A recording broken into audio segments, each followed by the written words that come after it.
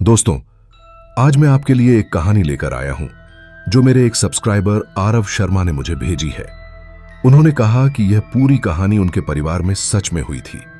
मैंने उनसे वादा किया है कि मैं इसे उनकी तरफ से आपके सामने सुनाऊंगा। शहर का नाम मैं नहीं बता सकता, लेकिन बाकी सब सच है।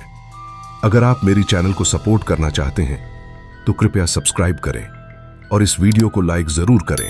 कहानी शुरू होती है मेरी दादी माँ से। बचपन में मैं उनके साथ बहुत समय बिताता था। दादी माँ शांत और धार्मिक महिला थीं, लेकिन उनके व्यवहार में एक अजीब गंभीरता थी।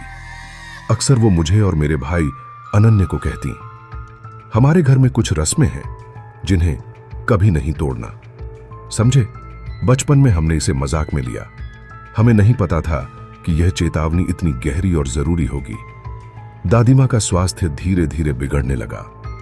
डॉक्टर कहते थे कि उम्र के साथ सब कुछ सामान्य है, लेकिन दादी माँ अक्सर बेचैन रहती, रात को जागती, पूजा कमरे में घंटों बैठती और कभी कभी धीरे से फुसफुसाती कोई नाम लेकर।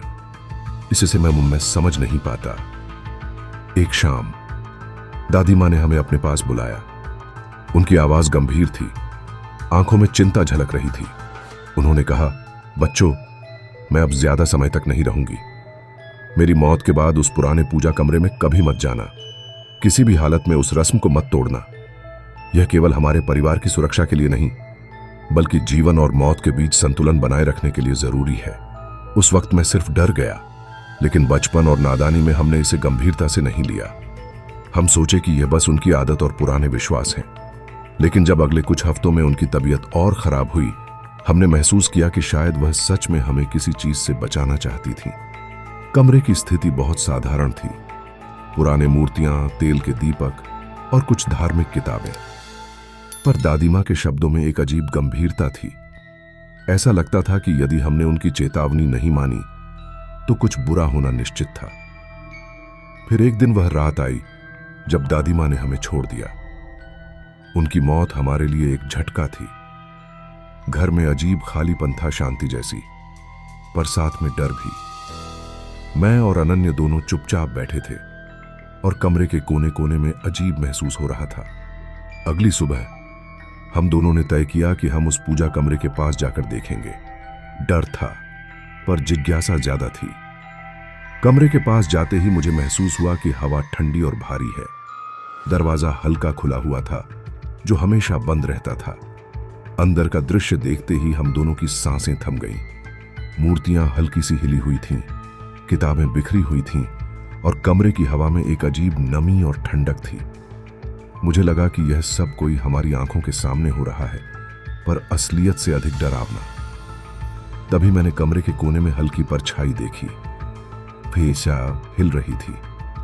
अचानक फुसफुसाहट गूंजी, क्यों तुमने मेरी चेतावनी नहीं मानी? अनन्य और मैं चिल्लाने से पहले ही कांप रहे थे।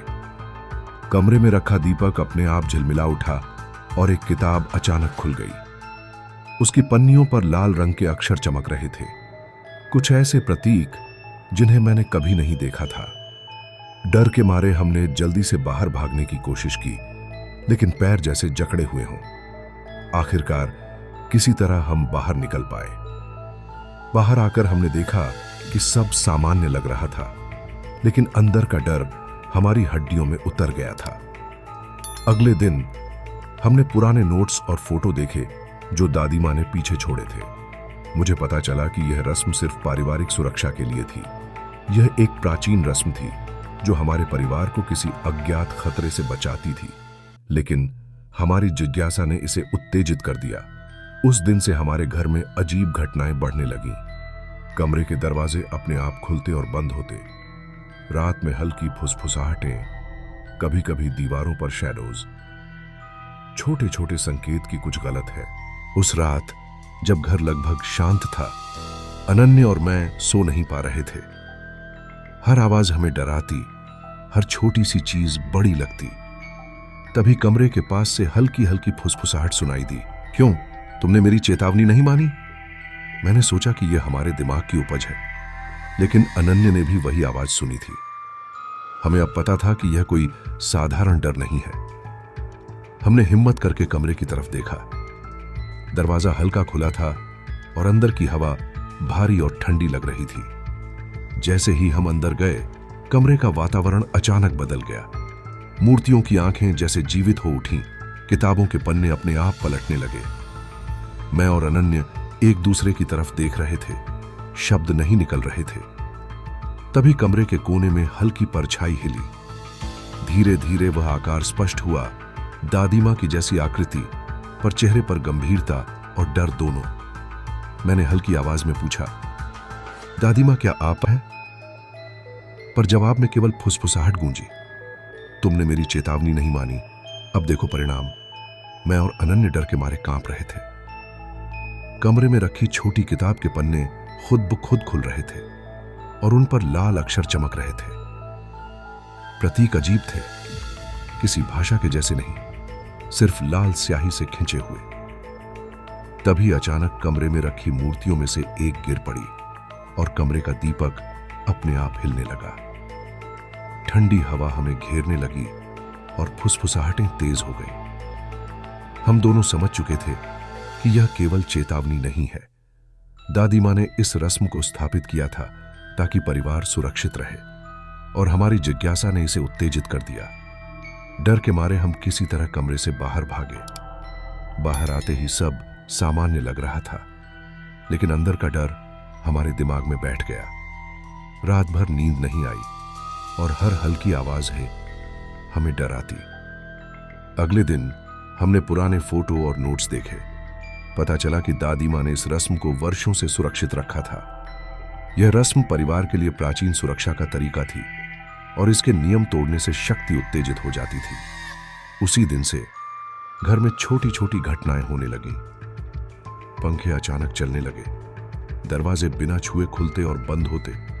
कभी कभी हमें कमरे के कोने में हल्की परछाई दिखाई देती। डर बढ़ता गया, लेकिन हम समझ नहीं पा रहे थे कि क्या करें। एक हफ्ते बाद अनन्य की तबीयत बिगड़ने लगी। वह बार बार कहता, कोई मुझे देख रहा है, मुझे नींद नहीं आती। मैंने भी देखा कि रात में कमरे की खिड़की से अजीब रोशनी आ रही थी। हमने तय किया कि अब किसी भी हालत में उस कमरे को और नहीं छेड़ेंगे। लेकिन डर और रहस्य हमारे घर के हर कोने में फैल चुका था। एक सुबह मैं और अनन्य नीचे आए तो देखा कि रसोई में रखे बर्तन अपने आप गिर गए थे। ऐसा लगा जैसे कोई अदृश्य हाथ उन्हें गिरा रहा हो। मैंने अनन्य से कहा, यह बस हवा होगी, पर अनन्य डर के मारे चुप था। वह धीरे से बोला, भाई, तुम्हें भी नहीं लगता कि यह कुछ ज्यादा ही अजीब है? उसी दिन शाम को हम दोनों ने देखा कि पूजा कमरे की खिड़की से हल्की लाल रोशनी निकल रही थी। कमरे में कोई नहीं था, फिर भी रोशनी लगातार झिलमिला रही थी। मैंने डर के मारे कदम पीछे खींच लिए, पर अनन्य ने कहा, हमें इसे देखना ही पड़ेगा। अंदर जाते ही कमरे की हवा ठंडी और भारी हो गई। तभी हमने दादी मां के पुराने नोट्स और किताबों में देखा कि यह रस्म केवल सुरक्षा के लिए थी। इसे तोड़ने या जिज्ञासा के कारण छेड़ने से इसका असर असामान्य और खतरनाक हो जाता है। डर के बावजूद हमने तय किया कि अब किसी भी कीमत पर इसे शांत करने की कोशिश करनी होगी।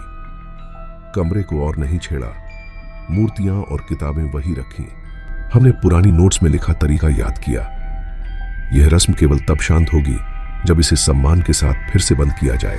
हमने मूर्तियों को वही रखा, दीपक बुझाए और किताब को ढक दिया। जैसे ही हमने यह किया, कमरे में अचानक शांति फैल गई। फुसफुसाहटें बंद हो गईं, शैडोज गायब हो गए, जैसे पूरी शक्ति ने संतुलन पा लिया हो।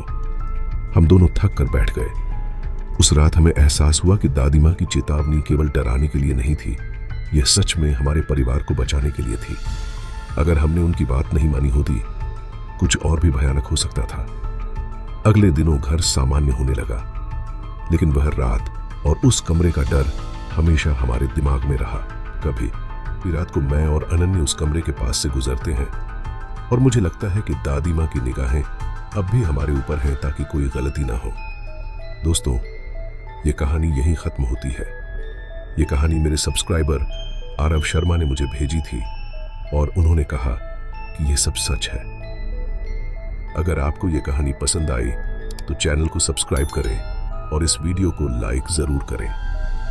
याद रखें, कभी कभी पुरानी चेतावनियां सिर्फ डराने के लिए नहीं होती, वे सच में हमारी रक्षा के लिए होती हैं। धन्यवाद दोस्तों, और अगले वीडियो में हम और भी डरावनी और असली कहानियां लेकर आएंगे।